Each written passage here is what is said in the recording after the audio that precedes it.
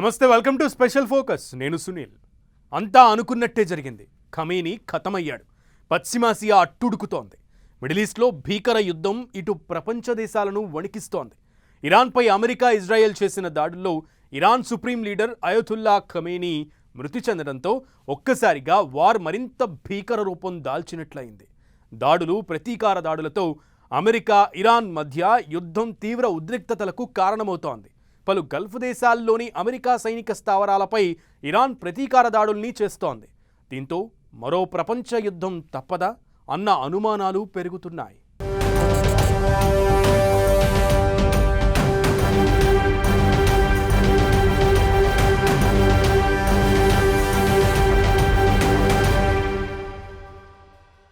Khamenei ఖతం. అట్టుడుకుతున్న పశ్చిమాసియా. తోక జాడిస్తే తమ పవర్ చూపిస్తామంటున్న ట్రంప్. పలు గల్ఫ్ దేశాలపై ఇరాన్ ప్రతీకార దాడులు. మరో ప్రపంచ యుద్ధం తప్పదా?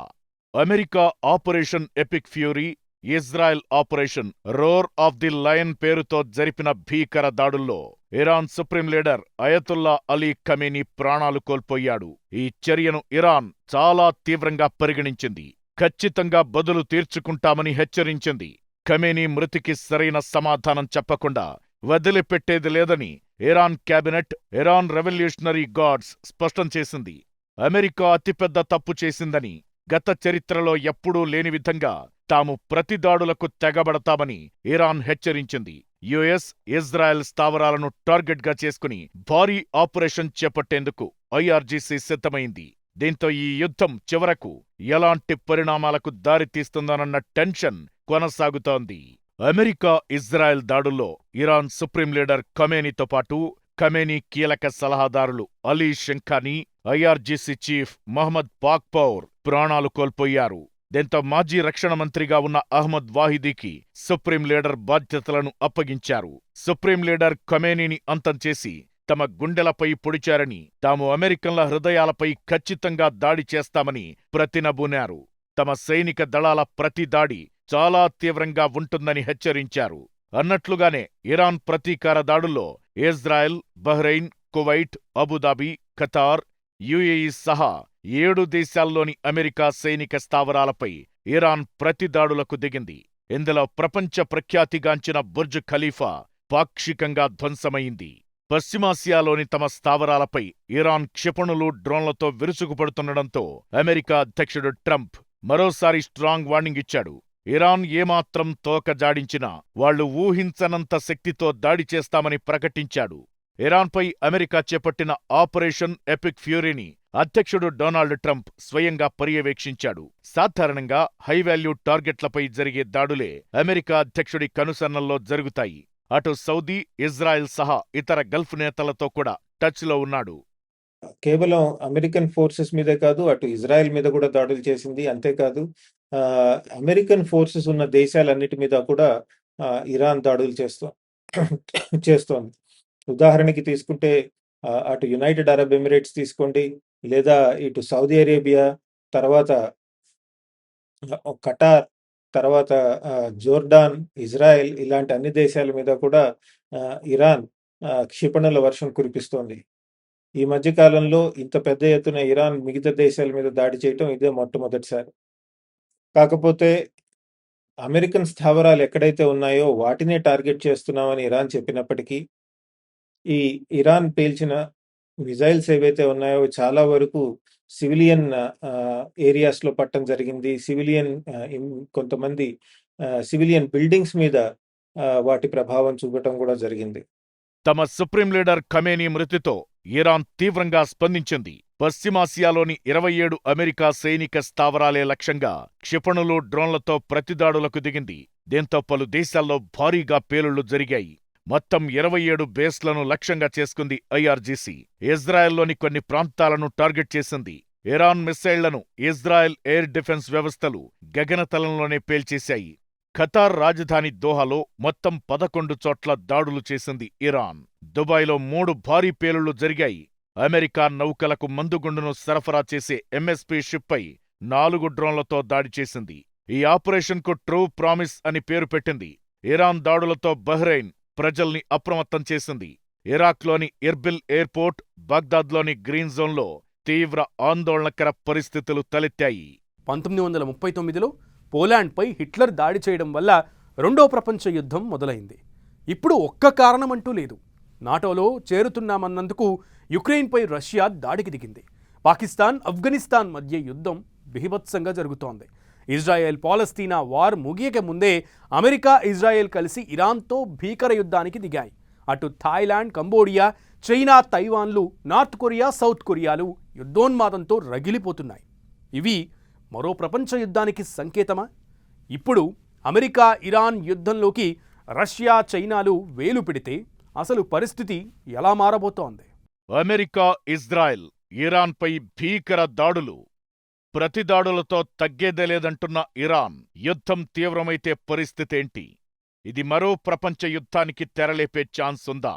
అమెరికా, ఇజ్రాయెల్, ఇరాన్పై చేస్తున్న యుద్ధం ఈ మూడు దేశాల వరకు పరిమితమైతే ఎలాంటి సమస్య ఉండదు. కానీ రష్యా, చైనా ప్రత్యక్షంగా రంగంలోకి దిగితే అది మరో ప్రపంచ యుద్ధానికి దారితీసే అవకాశం లేకపోలేదు. ఇరాన్ ఇప్పటికే ప్రతీకార దాడుల్లో మునిగింది. Jordan, Kuwait, Bahrain, Qatar, UAE ఇలా పలు దేశాల్లో అమెరికా స్థావరాలపై ఇరాన్ మిస్సైళ్ల వర్షం కురిపించింది. భారీగా ఆస్తి నష్టాన్ని కలిగించింది. దీంతో ఆయా దేశాలు కూడా ఇరాన్పై యుద్ధం ప్రకటించే అవకాశముంది. ఈ యుద్ధం విస్తరిస్తే ప్రపంచం రెండు ప్రధాన వర్గాలుగా విడిపోయే ఛాన్స్ ఉంది.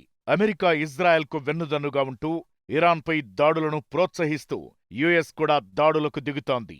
పశ్చిమాసియాలో యుద్ధం పరిస్థితులు చాలా భయానకంగా ఉన్నాయి. Iran supreme leader Khamenei US, Israel దాడుల్లో హతమవడంతో మిడిల్ ఈస్ట్ అగ్నిగుండంలా మారింది.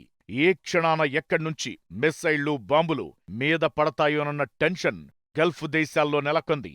ఇటు అగ్రదేశాలు ఈ యుద్ధభూమిలో ఏం జరుగుతుందోనని క్షుణ్ణంగా పరిశీలిస్తున్నాయి. రష్యా, చైనా జోక్యం చేసుకుంటే అది ప్రపంచ యుద్ధానికి దారి తీయొచ్చన్న సంకేతాలు వెలువడుతున్నాయి. ఇరాన్కు రష్యా, చైనాల నుంచి మద్దతు ఉంది. ఇరాన్పై అమెరికా నేరుగా భూతల దాడులకు దిగితే అప్పుడు రష్యా జోక్యం చేసుకునే ఛాన్స్ ఉంది. ఇరాన్లో పరిస్థితులను నిశితంగా గమనిస్తున్న బ్రిటన్, ఫ్రాన్స్, ఇతర యూరోపియన్ దేశాలు ఇప్పటికే తమ తమ నౌకా దళాలను, వైమానిక దళాన్ని అప్రమత్తం చేశాయి. ఇజ్రాయెల్కు రక్షణగా నిలుస్తామని ప్రకటించాయి. అటు జర్మనీ, ఇటలీ కూడా ఇరాన్ అణ్వాయుధ తయారీని ఆపాలని కోరుతున్నాయి. ఇవి అమెరికాకు మద్దతుగా నిలిచే అవకాశముంది. మితవాద అరబ్ దేశాలైన సౌదీ అరేబియా, యుఏఈ, జోర్డాన్ వంటి దేశాలు ఇరాన్ విస్తరణవాదాన్ని తీవ్రంగా వ్యతిరేకిస్తున్నాయి. ఇవి బహిరంగంగా యుద్ధరంగంలోకి రాకపోయినా అమెరికా తమ ఎయిర్ బేస్లను ఉపయోగించుకునే అవకాశమివ్వచ్చు. పాకిస్తాన్, ఆఫ్ఘనిస్తాన్ యుద్ధం నడుస్తోంది. ఇప్పుడు ఇరాన్కి, మిడిల్ ఈస్ట్లో, వెస్ట్ ఏషియాకి మధ్య అక్కడ Iran, Israel, Iran, United states వీటి మధ్య యుద్ధం నడుస్తుంది. సో మన పశ్చిమ నైబర్హుడ్ మొత్తం కూడా కొత్త యుద్ధ వాతావరణం నెలకొనింది. స్ట్రెయిట్స్ ఆఫ్ హొర్ముజ్ అంటారు. హొర్ముజ్ జలసంధి ఇరాన్కి, అరేబియన్ పెనిన్సులాకి మధ్య ఉన్నటువంటి సముద్ర మార్గం మీద కూడా ఇరాన్ దాడులు చేసింది. ఒక షిప్ దెబ్బతింది. అందులో 15 మంది భారతీయులు ఉన్నారట.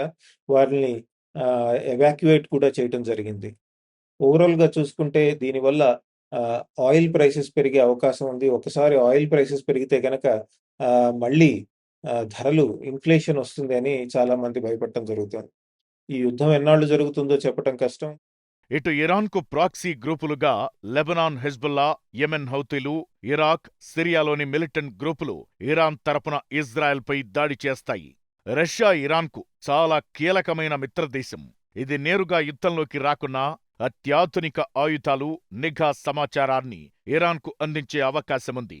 చైనా దౌత్యపరంగా ఇరాన్కు సహకరిస్తోంది. అమెరికా ఆధిపత్యాన్ని అడ్డుకోవడానికి ఇరాన్ను ఒక అస్త్రంగా వాడుకోవచ్చు. ఉత్తర కొరియా ఇరాన్కు ఆయుధ సరఫరా చేసే అవకాశముంది. మన దేశం శాంతి దౌత్యానికే మొగ్గు చూపుతుంది. కాబట్టి యుద్ధం విస్తరిస్తే భారత్ తటస్థ వైఖరితో ఉండొచ్చు. యూరోప్ దేశాలకు ప్రధాన చమురు సరఫరాదారుగా ఉన్న ఇరాన్ హర్మూజ్ జలసంధిని మూసేస్తే అప్పుడు ప్రపంచ ఆర్థిక వ్యవస్థ కుప్పకూలడం ఖాయంగా కనిపిస్తోంది. అలాంటి పరిస్థితులు ఎదురైతే యూరోపియన్ దేశాలు ఈ యుద్ధరంగంలోకి దిగే అవకాశముంది. ప్రస్తుత వార్ ఇజ్రాయెల్, ఇరాన్ మధ్య ఉన్నా అది యుఏఈ, సౌదీ అరేబియా వంటి గల్ఫ్ దేశాలకు పాకితే గల్ఫ్ వార్ కాస్త వరల్డ్ వార్గా మారే ప్రమాదముంది.